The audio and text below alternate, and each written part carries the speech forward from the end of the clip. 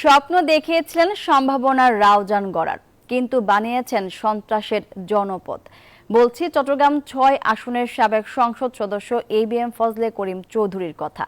হাজারো মানুষকে নির্মম অত্যাচার, নিপীড়ন, গুম, খুন সহ এমন কোনো ঘৃণ্য কাজ নেই যা হয়নি এই উপজেলায়। বিএনপি, জামায়াত সহ প্রতিপক্ষ রাজনৈতিক কর্মী থেকে শুরু করে আওয়ামী লীগের ত্যাগী নেতাকর্মীরাও হয়েছেন নির্যাতিত। রাউজান ঘুরে এসে আবু জাবেদের ছবিতে নয়ন বড়ুয়া জয়ের রিপোর্ট। চট্টগ্রাম জেলার রাউজান উপজেলা, অনেকের কাছেই এটি ভয়ঙ্কর এক জনপদের নাম। 2 যুগ ধরেই সেখানে ঘটেছে একের পর এক গা শিউরে ওঠার মতো ভয়ঙ্কর অপরাধ।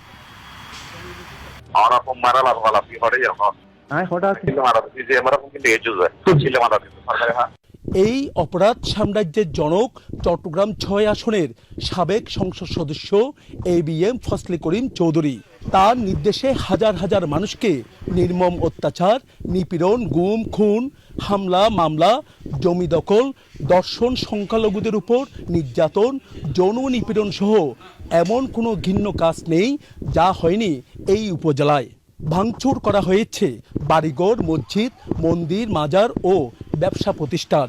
হয়রানি করছি, যখন বাঁধে দিই মাইতো চাই রাইসুর একটা বাদে গছ নিয়ে নিয়ে গুই, তারপরে আবার গিয়া টিয়া করি গিয়ার ডক্টর লাগাই মাইতো টেতো চাই আবার দিকে। শুধু সাধারণ মানুষ নয়, বিএনপি, জামায়াত সহ প্রতিপক্ষ রাজনৈতিক কর্মী, মুনিরিয়া যুব তাবলিগ কমিটির বক্ত থেকে শুরু করে আওয়ামী লীগের অনেক নেতাকর্মীও নির্যাতিত হয়েছেন। হত্যা ও গুমের শিকার হয়েছেন অনেকে। এনজিওর কিস্তি প্রথমবার বিকাশ পেমেন্ট করলেই 20 টাকা ইনস্ট্যান্ট ক্যাশব্যাক। দীর্ঘ 24 বছর রাউজানে ত্রাসের রাজত্ব চলেছে ফজলে করিমের।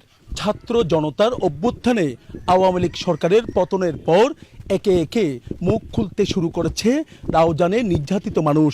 ফজলে করিম জুনুর সাঙ্গপাঙ্গ যারা আপনার এখানকার কাউন্সিলর ছিল, যিনি ইকবাল, ওনাকে 2 লাখ টাকা দেওয়ার পরে এই দোকানটা আমি খুলছি। এগুলো সবের পিছনে হচ্ছে ফজলে করিম জুনু, যিনি গত 12 তারিখ অ্যারেস্ট হয়েছেন ভারত পালানোর সময়। আমরা তার দৃষ্টান্তমূলক এটা আন্তর্জাতিক ট্রাইব্যুনালের মধ্যে তার যাতে বিচার হয়। রাউজান, রাঙ্গুনিয়া সহ উত্তর চট্টগ্রামের 7টি উপজেলা, 9টি পৌরসভার একটা আতঙ্কিত ব্যক্তির নাম ছিল ফজলে করিম। তার তাণ্ডবের কারণে রাউজানে আমাদের বিএনপির কোনো নেতা কর্মী রাউজান যেতে পারে নাই।